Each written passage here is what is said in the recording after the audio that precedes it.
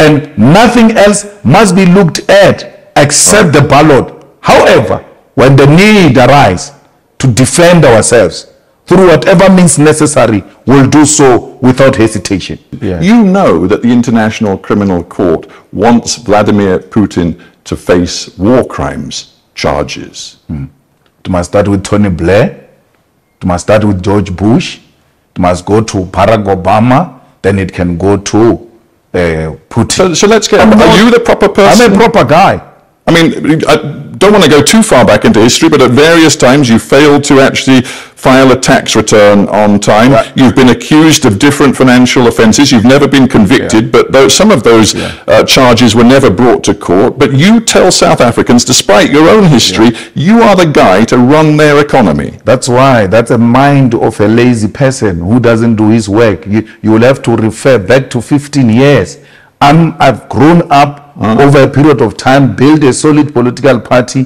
The only thing you can keep on referring to is what you interviewed me about it 12 years ago. Get something new, my brother. No, I'm very... Show a skill of a hard-working presenter who does his research. You can't falter me. Since I've made my mistakes on tax when I was very young, when I was almost 27 years old, fixed that problem. Today, I'm a 42-year-old married man with children who has taken responsibility and built a solid party to be the third largest party without the support of white monopoly capital and the owners of the South African economy. You keep on referring to old things because you are now beginning to sound like a scratched CD.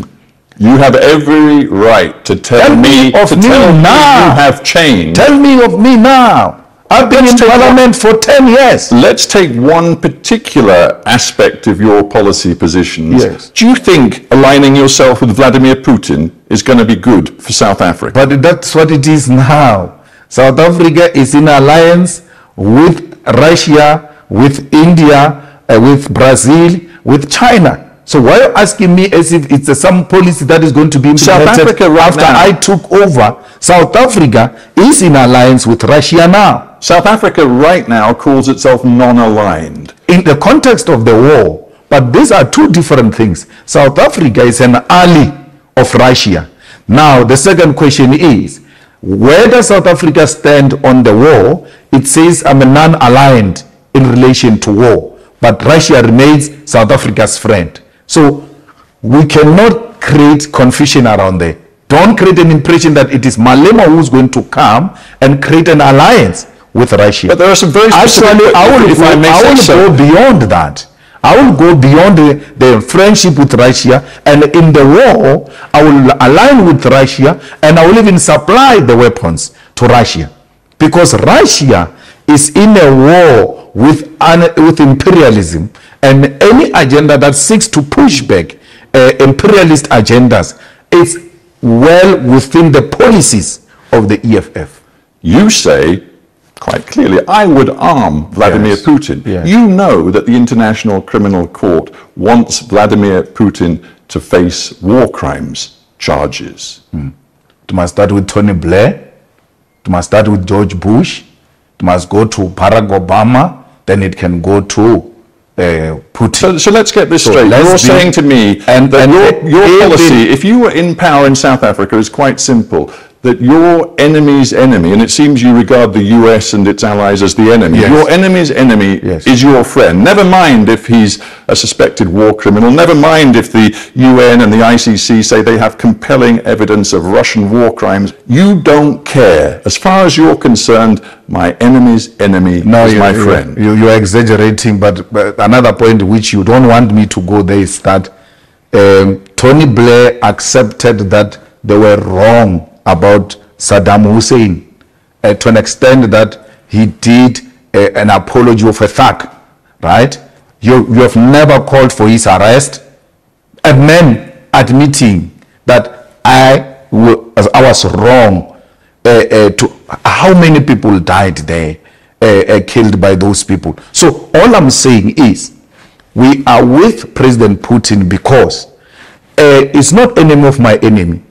It is an anti-imperialist agenda that says the American dominance and its allies should be undermined at all costs. Anti-imperialism, even though Vladimir Putin is quite explicit about his desire to revive a form of empire, he says countries like Ukraine have no right to independent sovereign existence. He appears to believe that the best thing would be to revive an empire, the Soviet empire. But you're anti-imperialist? We are anti-imperialist. That's a debate for another day. The war is not what he's talking. The war is about the expansion. And had there been a common ground found, this could have been avoided. We are not for imperialism, even if it were to come from Russia. If he does that, we'll condemn it. But we know for a fact that progressive forces such as China have also aligned themselves with Putin to try and create an alternative from the imperialist domination of the world. And that's what the EFF is about. You admire China, you admire, it seems, Putin. What you seem to have as a vision for South Africa's future is much more along those lines, authoritarianism than democracy. No, socialism is not authoritarianism. So how can you describe China as progressive? No, it's very progressive. China subscribed to Leninism and Marxism, where the working class control the commanding heights of the economy, and that's what we subscribe for. We are of the means of production being owned and controlled by the states. We want South Africa through the vision and the image of China, where you grow the economy, where you reduce unemployment, where you reduce poverty, and you can't take that away from China, and the state plays the central role with regard to that. That kind of message and the messaging on Russia has seen the rand plunge against the US dollar. Hang on, we see many corporations in South Africa looking at establishing headquarters elsewhere. We see foreign direct investment flatlining in this country. Do you believe that the rhetoric you are using is good for the South African economy? I've been doing this from when you interviewed me 15 years ago when I was young, and therefore you can't say the rand to dollar crisis today is created by this message that I've been spreading for so many years, from my early ages. And then this. No, but what I'm suggesting is that the new tensions between Washington and the government in South Africa have definitely affected the financial markets. No, it was the crisis as we see it today, as we have this conversation, me and you. It was worsened by the irresponsible utterances by the ambassador of the USA, who just recklessly, without following the diplomatic protocols, went out to make certain allegations about our country, damaging its good image, and then undermining its sovereignty in terms of choosing who its friends are. And today we see the rand being weak because of such utterances. Why would the rand be weakened by a political posture that says this is what we want to be when we take over government? We want a government that will be owned by the corrupt free. I admire China when it comes to how it deals with crime. I admire China when it comes to how it deals with infrastructural development. I admire China on how it has dealt with poverty and unemployment. How would that weaken the rand? Is that not what the investors want for all of us? The most likely way that you can get a grip on some power in this country is by forming a coalition with the ANC after the next election. You could have a role if you were to do a deal with the ANC. Are you ready to do it? The reality is that the EFF is the only organization that is growing, and that the DA and the ANC, the DA, which is the official opposition, ANC, which is the ruling party, are both significantly declining to a point where the DA called us the enemy number one. Why did they do so? Their own internal research tells them that the EFF has overtaken you. That's how much our policy position has attracted the people of South Africa. We are not going into coalition for positions. We are going to say anyone who wants to work with us, and we've said this before, and that's why we're not working with anyone in the local governments. If you want to work with us, you are going to expropriate land without compensation. You are going to nationalize the mines. You are going to establish a state-owned bank. You are going to make sure that we fight crime fire by fire to make this country a safer place. Those are just but minimal, non-negotiable points that will engage with anyone. Non-negotiable. All of non-negotiable. On that basis, it's hard to imagine you can make a coalition with anyone. ANC was more than willing. Actually, ANC was at a point of signing with us on expropriation of land without compensation. Remember, we even put this in Parliament. How did it pass to a point where Parliament had to do an investigation if the ANC was not agreeing? We were almost at the edge of getting a deal. And some young ANC clowns decided to vote against this. But we are not going to retreat in returning the land back into the hands of our people. And don't tell me about Zimbabwe.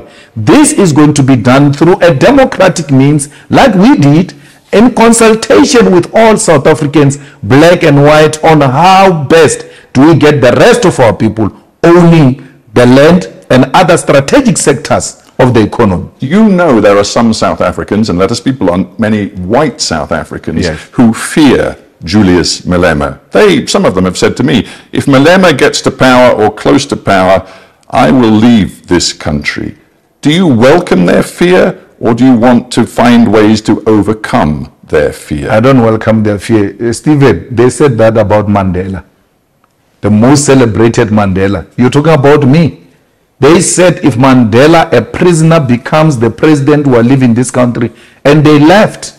I was in the Vaal River the other day, looking at some of the houses that whites abandoned in 1994 when Mandela became a president. They are not scared of Julius Malema.